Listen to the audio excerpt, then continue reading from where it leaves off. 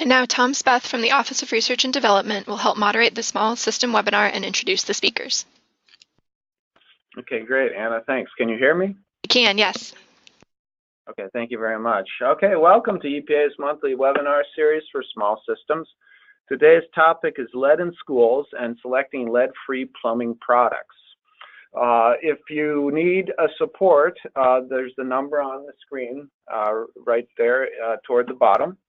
You can call that number. Also, if you're interested in the webinar slides, they're located in the handouts section of the right navigation bar on your screen. So you can get the webinar presentation at that place. If you want to get the recordings or of prior webinars, you can find that on the link up on top of the screen, or if you want to see the schedule of the past and future presentations, you can get it at that website also. So we are glad to offer a certificate for one continuing education contact hour that will be offered with this webinar. So the requirements of getting that is that you must be registered for the live webinar or be in a room with somebody who is registered. You must attend for 60 minutes. If you're in a room with others, the names of the people not logged in must be provided by the person who is. So send those names to the email address right there under number 3. And if you didn't request a credit at registration, send an email request to that same email address and or respond to your registration confirmation emails. Unfortunately, we cannot give out certificates of completion for viewing the webinar recordings, only the live version. So with that, if you have questions with for the speakers, you can type them into the question box in the same dialogue. So go to the question box, type them in, and feel free to do that during the talks themselves. It'll help us organize the questions for later, because we'll answer the questions after both speakers have talked. If you missed the poll question that Anna put up prior to this, and you have more than one person in your room, please type the number of people in your room into the question box. It helps us document how many people attend the webinar, and that gives us justification for continuing the webinar series. So another thing that will help us with regard to this webinar series is that there's a survey that we just put out. You can see that in the chat box. Also, it's been emailed to all registrants with the handouts. So you can find that poll, and if you could take that poll, that would be really helpful for us for documenting the webinar series and also for getting ideas for future webinars. So that would be really handy for us. So with that being said, we have a disclaimer slide that we now put up at the beginning just so we're covered. If you're interested in reading it, you certainly can. And I will go right to introducing our first speaker. Our first speaker is Victoria Banks. Victoria is a physical scientist in the Drinking Water Protection Division of EPA's Office of Groundwater and Drinking Water. She works on projects related to the implementation of the radionuclides rule, the lead and copper rule, and drinking water in schools. She holds an environmental health degree from East Carolina University. And before joining the EPA, she was an ORISE participant with the National Center for Environmental Health at the Centers for Disease Control and Prevention. And with that, I will hand the podium to Victoria. Thanks, Tom. Hopefully you can hear me okay. We can. Go ahead and share my screen. Great. All right, so I'm happy to be here to talk about lead in drinking water in schools. I'm going to talk about some of the overview information, like the health effects and sources of lead, some specifics about lead in drinking water and lead in drinking water in schools. We'll talk a little bit about the requirements that are in place to minimize lead in drinking water, and then some of the resources available out there to help schools and childcare facilities in reducing lead in drinking water at their facilities. So to start off with the health effects, lead's a toxic metal It affects multiple body systems, particularly the nervous system, and there's no safe blood lead level. Children are more vulnerable to lead exposure because of their developing brains and nervous systems, and toddlers' frequent hand-to-mouth activity can increase their potential to ingest lead. Most of the dysfunctions produced by the absorption of lead are due to the lead's ability to mimic and inhibit the actions of calcium. So what is not excreted is absorbed into the bones, where it can be collected for a lifetime, and it can be remobilized in times of calcium stress, like during pregnancy and during breastfeeding. Undernourished children are more susceptible to lead because their bodies absorb more lead than other nutrients, such as calcium. So again, there's no known safe blood lead level. So even low levels have shown to affect a child's ability to pay attention, their behavior, and development. Most children with elevated blood lead levels do not exhibit any symptoms. However, the effects can appear later in age. And then there's other health effects associated with lead, and those include kidney damage, anemia, and reduction in birth weight. And then with severely elevated blood lead levels, aka lead poisoning, there's symptoms like stomach aches, vomiting, poor appetite, and nausea. So because the effects of lead exposure cannot be corrected, the most important steps parents, doctors, and others can take is to prevent lead exposure before it occurs. So there's multiple sources of lead in the environment, both natural and man-made. Today, the greatest contribution of lead in the environment stems from past activities where exposed through sources like paint or solder or consumer products, and then through different pathways like air, food, dust, soil, and of course, water. We have an estimation of about 20% for adults being exposed to lead from lead in drinking water. And new studies are being conducted to see if that estimation is still the same. And in addition to that, formula-fed infants can receive up to 60%, so it's about 40 to 60% of their exposure from lead in drinking water. And other children can be exposed through the water they drink or the food that's been prepared with the contaminated water. And of course, lead has no taste, scent, or color. And so the only way we know if we have lead in drinking water is to test. And boiling water does not get rid of lead. So getting more into lead in drinking water, lead can be present in the source water via contamination or runoff or water pollution. However, it's less likely, and treatment technologies can remove these lead from these sources. So our more common source of lead in drinking water is from the plumbing after it leaves the treatment plant, specifically lead service lines and the lead plumbing and solder in internal plumbing. Something that is one of the main focuses of the lead and copper rule is to reduce corrosion, and corrosion is the physical chemical interaction that occurs between water and plumbing. And to the extent to which corrosion occurs can vary. And this next slide shows you a couple. Yes? Victoria, sorry for interrupting, but your slides don't seem to be advancing. They're stuck on slide. Oh, there it goes. Sorry about that. Oh, what slide are you on, Victoria? I'm sorry.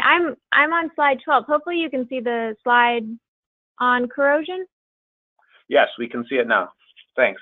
My apologies. Okay, I think we're right on track. Thanks for letting me know. All right, so yeah, again, this is just a slide showing you some of the factors that can affect corrosion.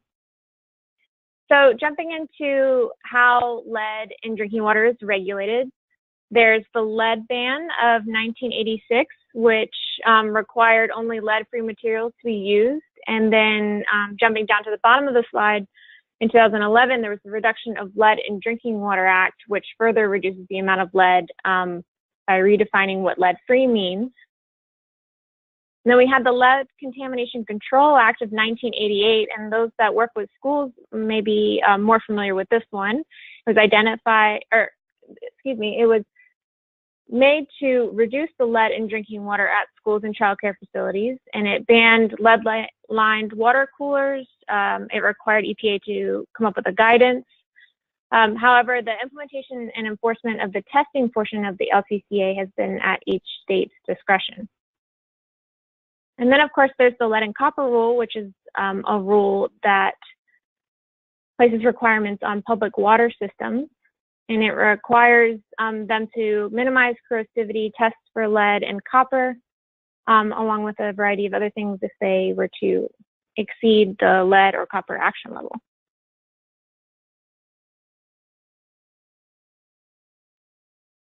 So the next two slides are showing you just a diagram of water coming from the public water system through the main and then into a school's premise plumbing.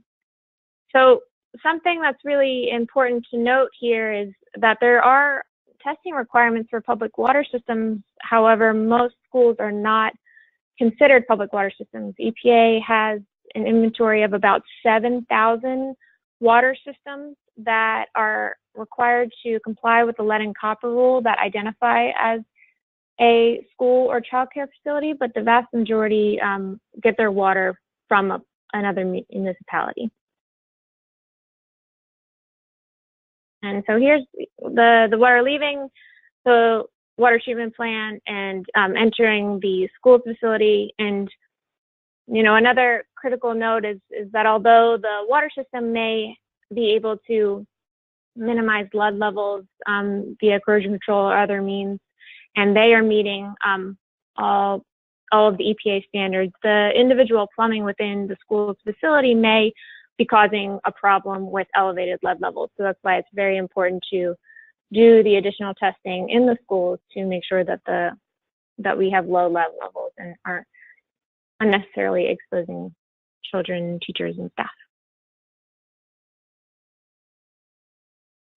So the 3 T's for reducing lead in drinking water in schools is a guidance that was put out in 2006. It was revised, and it was originally put out, I believe, in 2005, and then revised in 2006. There were other guidances way back in like 94, and shortly after the LCCA was put out. But this follows a training, testing, and telling approach.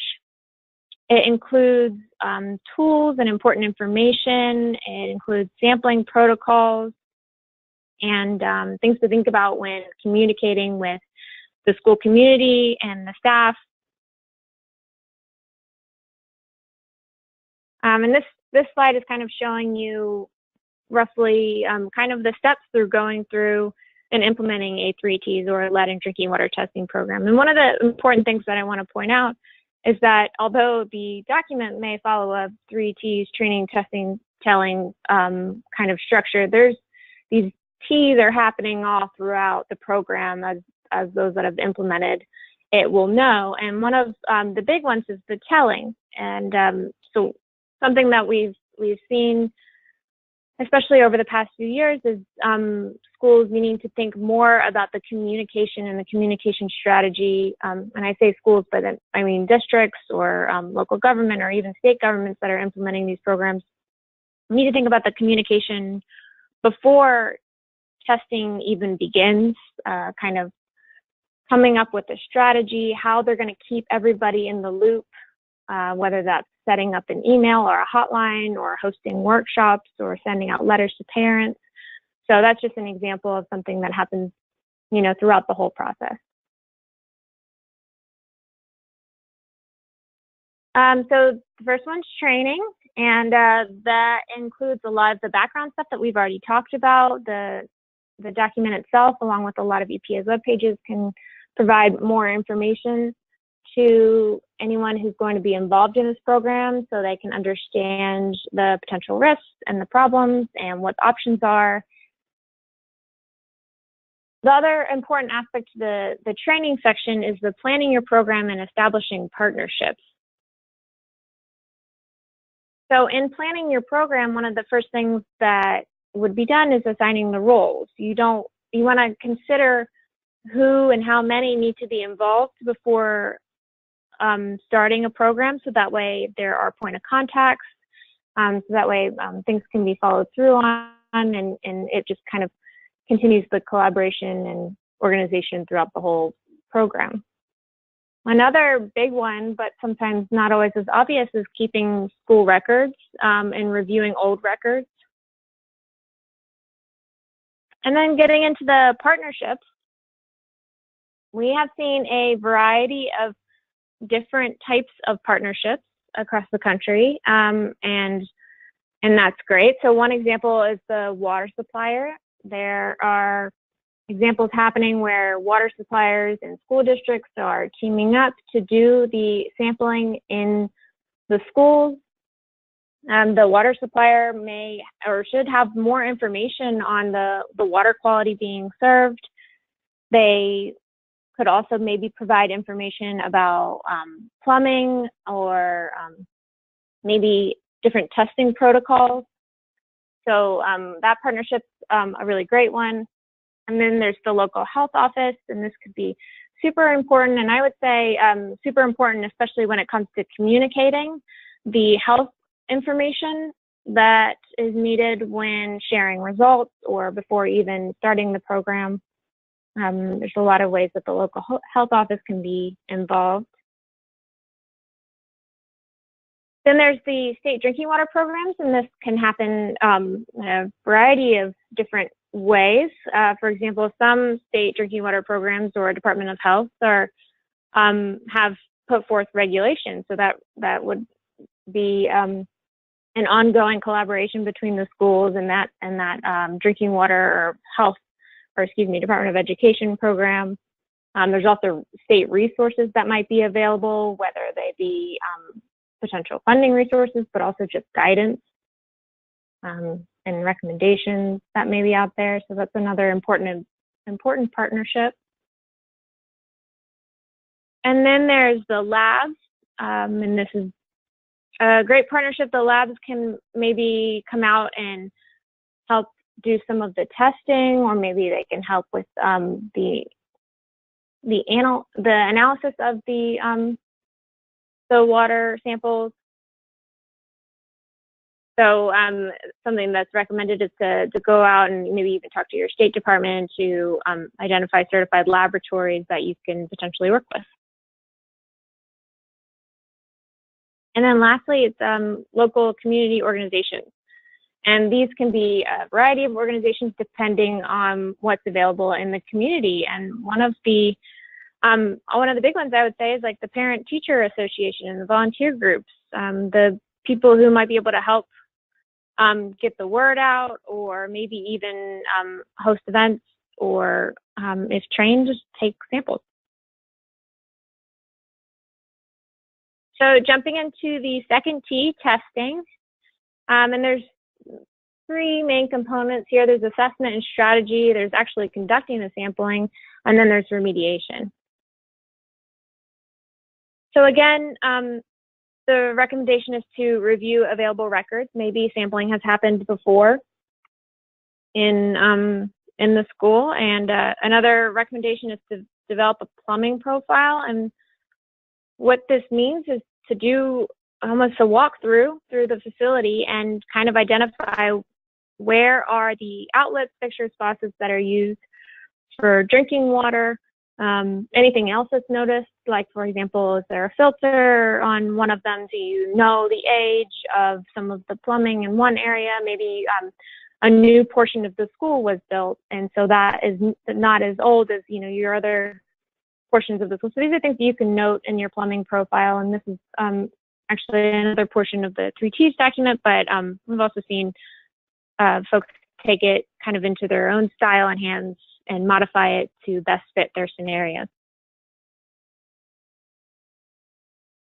So kind of going along with the doing the walkthrough, developing a sampling plan, like you need to know how many samples you're going to need to take and where. So that's something that would be considered before starting sampling.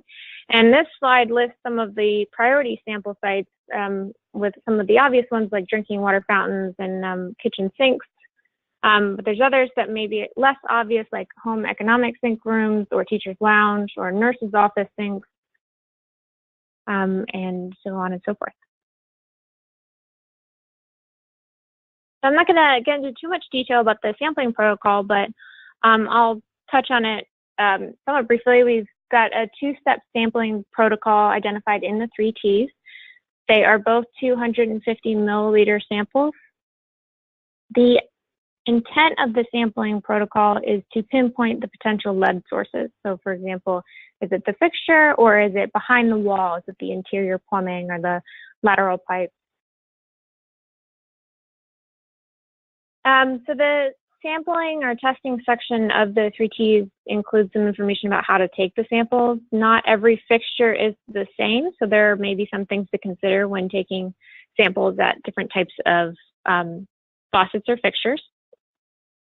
And then there's other guidance in the document on how to take samples for other things, like, for example, copper or bacteria. All right, so this slide is included just because we get this question a lot. There is, as I mentioned before, there are requirements for public water systems to test for lead and copper under the lead and copper rule. Those requirements, the sampling protocol is different from the recommendations in the voluntary program under the 3 Ts.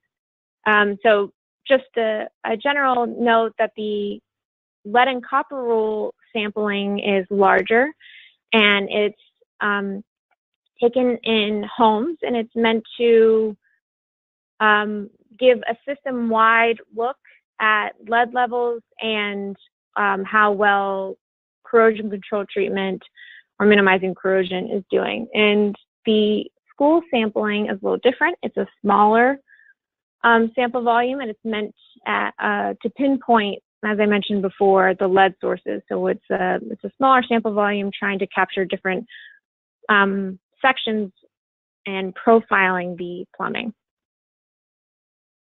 And then, of course, the big one is one of them is required, and the other one is these are just recommendations and guidances. And I don't have time to get into it today, but there are a lot of other states kind of taking the 3 Ts or other guidances and making them their own, or doing things that are more specific to their school district. So you should feel free to check those out. Kind of already what I was talking about, there's that 2-step sampling protocol. We have a stagnation time, so the water needs to stay stagnant or not move for at least 8 hours, but no more than 18 hours. And again, that's the recommendation. And then there's that 2-step sampling process, and you can the 3 Ts either recommend you take one and then go back and take the second one, or you can take them both at the same time. Sometimes taking both at the same time can be a little easier, and especially when you're coordinating with a lab and they don't need to come out twice, but there are some considerations, and I'm not going to get into them today, but they're identified in the document. So getting into kind of the remediation, what happens when you get those results back? If you have high lead levels, the immediate response is to turn off the outlets, to prioritize remediation, to publicly post test results, to notify the staff, parents, and the community, and if it's a large district and there's a larger communication strategy, maybe even the media. Seen a variety of communication strategies out there, but just to make sure that they are not being used for human consumption. So maybe something like putting a bag over top of it. So getting into the remediation, we have routine control measures, interim control measures, and permanent remedies. So the routine control measures are things that you can do on a routine basis. They are things like flushing your water, especially after long holidays or breaks. They can be cleaning debris and from screens or aerators. In general, using cold water, maintaining drinking water filters if you have them, posting do not use water signs, especially if you're not sampling at those taps and you don't consider them potable, then you should post the sign so nobody thinks that they are. And then another routine control measure is knowing your plumbing products. So for short-term actions, we have flushing. So you can flushing involves opening suspect taps and letting the water run to remove water that's been standing in the interior pipes and the outlets. But a couple important considerations when it comes to flushing is that the time and the flushing times and the amount of flushing that needs to be done throughout the week or day can vary by the outlet and by the school. And to the degree to which flushing helps reduce blood levels can also vary depending on the age and condition of the plumbing and corrosivity of the water. So why it's very important to go ahead and take things like follow-up samples to make sure that the lead in drinking water remains low, not only right after the flush, but throughout the day. I would say a good example, or an example that seemed to work in one facility, is posting signs above the outlets where you know that the water past the flush sample has low levels of lead or non-detect lead. And in doing that, you can post signs so that way before they go ahead and use that fixture, they know that the water needs to be run for 30 seconds or however long. So that was one example, but flushing has some caveats, and I think it's something that schools are diving more into as short-term possibilities, but needing to go back and take more samples later to make sure that the lead levels remain low. Another one is providing bottled water. It's another possible short-term remedy. It can be costly, so there are considerations there. And then, of course, shutting off those problem outlets. If it's a very localized problem, if you could shut those problem outlets off, that may temporarily fix the problem. So for permanent remedies, there, of course, is to remove or replace the water outlet. That's the preferred, get the lead out. Another option I've seen being used is using point-of-use filters, or filters that are in the water fountain or attached to the fixture fountain. There's a few others identified in the document, like reconfiguring plumbing and checking grounding wires, but I would say the most typical are the removing and replacing or the using a filter. The other one, just to note, is we mentioned flushing on the last slide, but there have been uses of automatic flushers that have proven to be work in some facilities, and those may automatically flush the water like once a day or a couple times a day, depending on what's appropriate for that school. It requires it's a little less challenging in terms of implementation and needing staff or maintenance staff or whoever's going to do it to continually go out and do it, and that's what makes it a little bit more of a permanent remedy. But again, these follow-up testing can be used to ensure that your remediation efforts are doing what you want them to do. So we're talking about follow-up testing. I'm not going to get too into that, but just stressing the importance of it to make sure that your lead levels have been efficiently reduced. And then record keeping. Record keep all of the sample results, the methodologies, any type of remediation efforts. Consider record keeping when you're communicating, any type of plans that you've instituted, schedules. So the last T we're going to talk about is telling. And telling involves that communication strategy I mentioned earlier, involves paper and electronic notification, in-person education, and then more record keeping. The document talks about the methods of communicating, some of which I mentioned on the last slide, along with who the audience is, making sure you know your audience, and the timing of communication, and then what could be included. I didn't mention this before, but there are some resources available on EPA's websites, like draft or templates that you can use for sending letters to parents or conducting an open house or a workshop in order to get people involved in the efforts that the schools or child care facilities are conducting.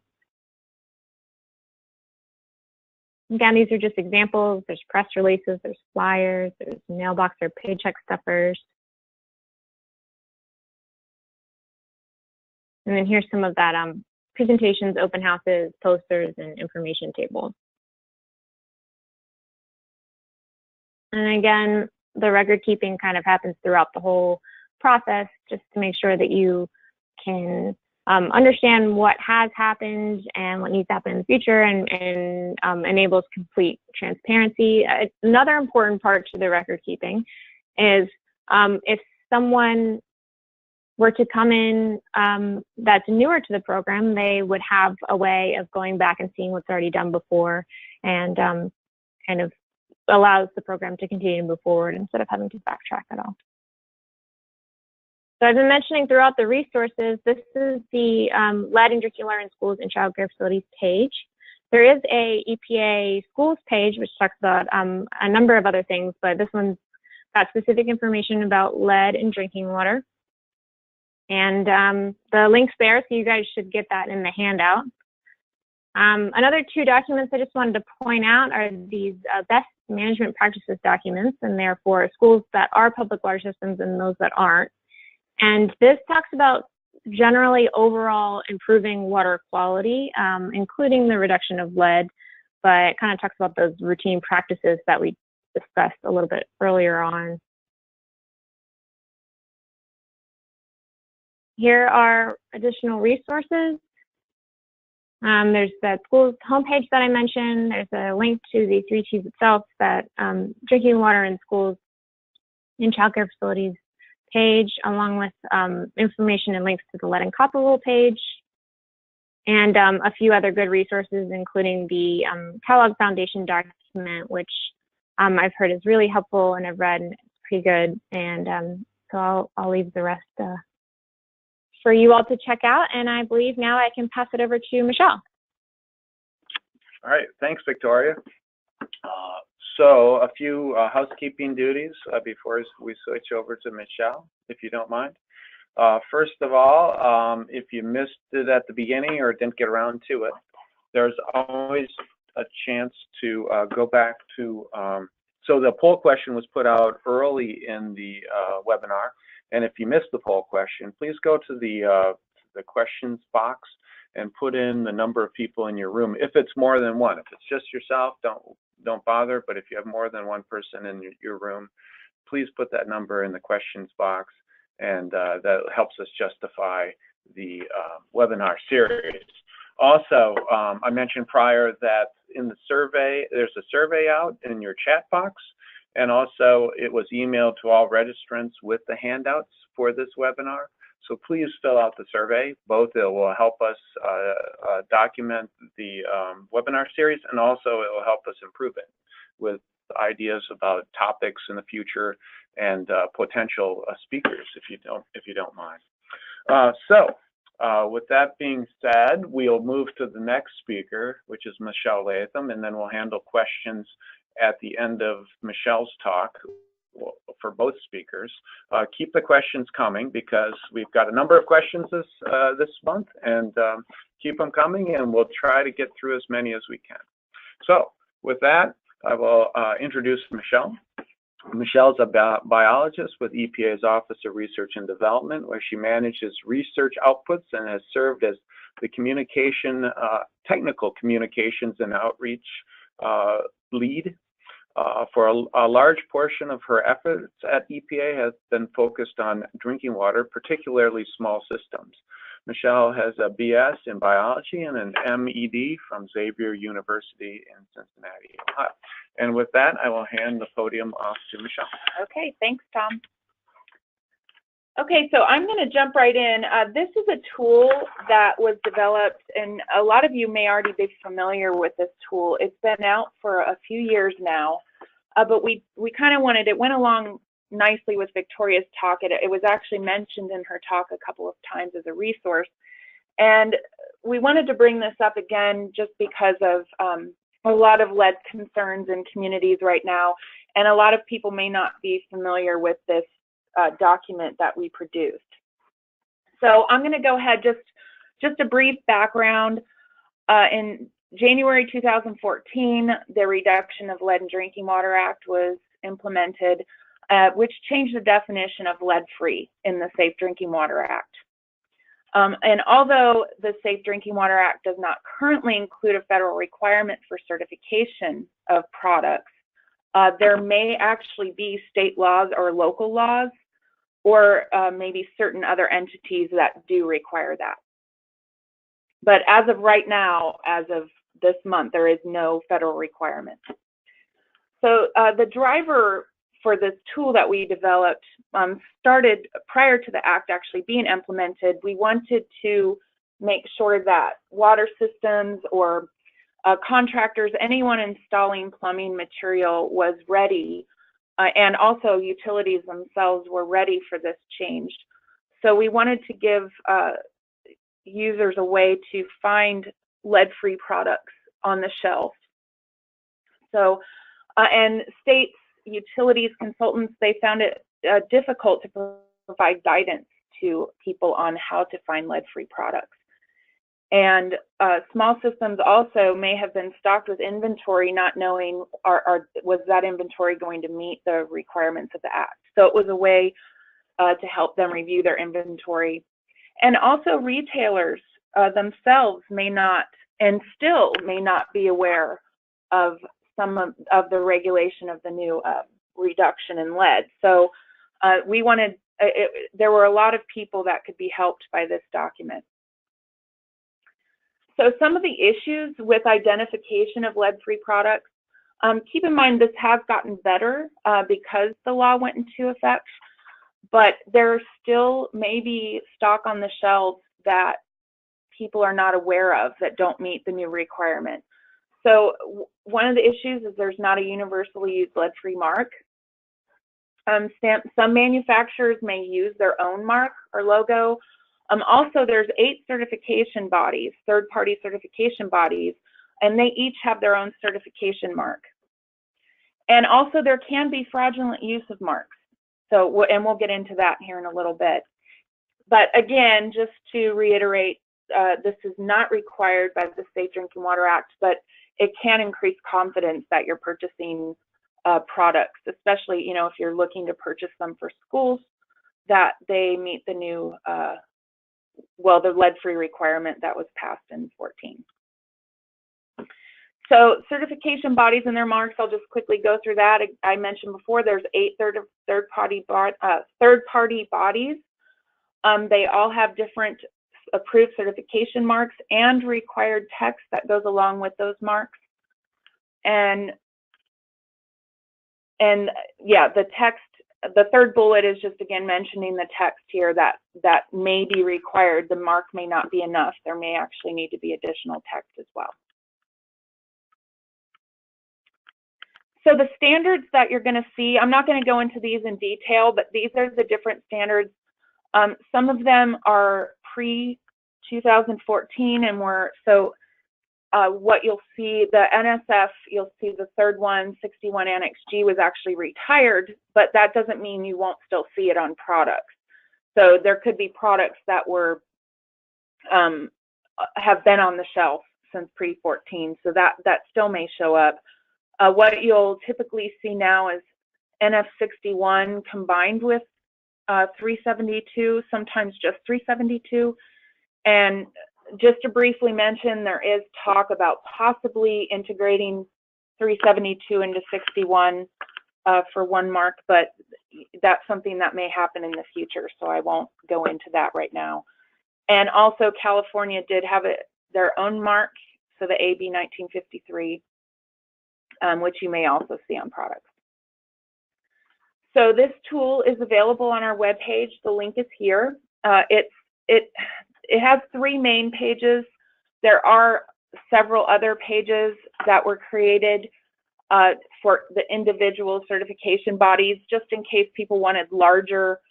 So don't get overwhelmed when you see the document being, I believe, 12 pages. It's just that way so that the certification marks are actually larger on the appendices of the document. So on this document, you have the front page which explains how the marks are laid out, which I'll show you here on the next slides as well, how to identify marks. And on the second page, it actually has the certification marks of each individual certification body, along with the column on the right that has any identifier text that's required. So if you're using this, please look at the marks that are there and also check the right column to see if they actually have required text that goes along with that mark. And I'll show you some examples here in the slides that are coming up. So the tool was designed with small systems operators in mind as the target audience. However, it really is a tool that can be used by anyone, including homeowners. I've actually had quite a few homeowners, people who have told me they use this document. And just to preface this document was actually developed along with, I actually lead a small drinking water systems communications work group, and that has about 14 representatives from 14 states on it, and they actually helped in the development of this document. So we really appreciate that, and also if you are interested in that communications work group, if that's something you would like to get involved in, you could just contact me. We are going to be developing new material. So this was designed, like I said, it can be used across the board, including schools and daycares. If you're looking to replace any plumbing material, this will help you find products that are lead-free.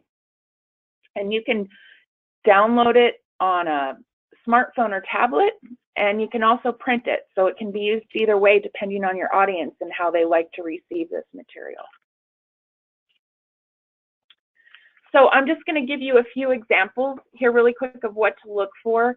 So these are actual packaging, the outside packaging of your material. There's also an example of an engraved certification mark. So if you're looking at pipes, they may become engraved with the actual certification mark.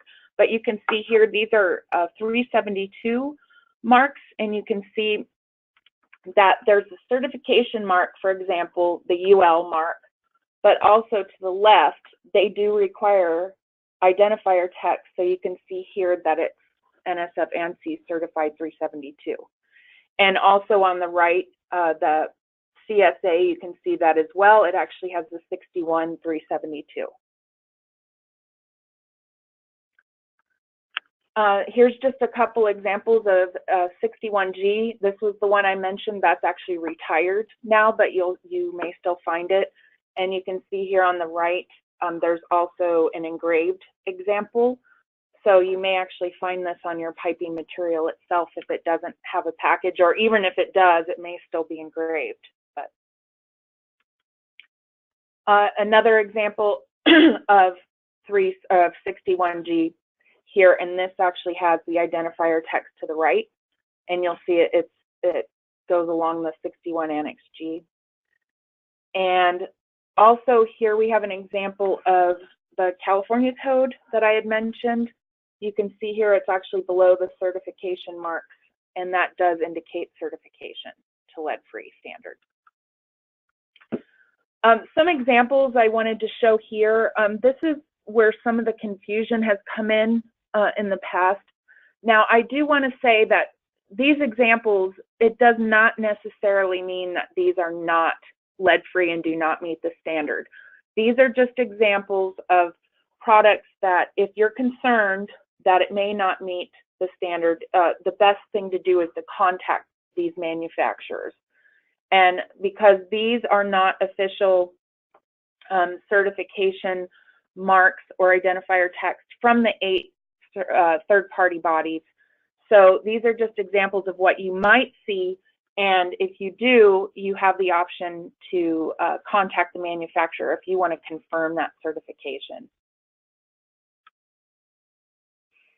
I just want to mention, so we actually have a new tool. I did mention the communications work group, and this is something that hopefully we'll be working on together. But we had discussed there's been a great need for a similar tool, which would look pretty much like this tool that was developed, strictly certification marks, how to identify them, and this would be for point-of-use devices, household filters. So this will include, may not be limited to, but it will include NSF ANSI 53 and 42. So hopefully we'll have that out within the next year. We will be working with the certification bodies on that as well to make sure everything is current and accurate. Okay, so with that, we're actually going to end a little bit early with the talks, but that will give us more time for a Q&A session, which is nice because we've got quite a few questions that have come in. Again, I do want to mention here, you'll see on the slide deck here, you do have the survey link. So if you want to take that later, that survey link is there. And also contact information. We did forget to mention that Eddie was not able to make it today. Victoria did present. So Eddie unfortunately couldn't make it, but you can still contact him if you have any questions about the 3 T's. Okay, great. Thanks, Michelle, and thanks, Victoria, for your talks. And we've received a lot of questions, but we have some time to answer them. I'll do some housekeeping duties right now, just in case you have to leave us at the top of the hour. So thank you for attending this webinar. And our next webinar will actually be a repeat. So next, in December 12th, we're going to have a repeat of our state acceptance of UV disinfection technologies talk, which we gave at the end of last month. And there was a snafu that was somehow affecting a large part of internet users that day across the country, and approximately half of the people who wanted to dial in that day could not. So we decided we would repeat that webinar on December 12th. Hopefully you'll be able to make it. So with that, we also don't forget the survey to take and the poll question if you can answer it in terms of if there's more than one person in your room.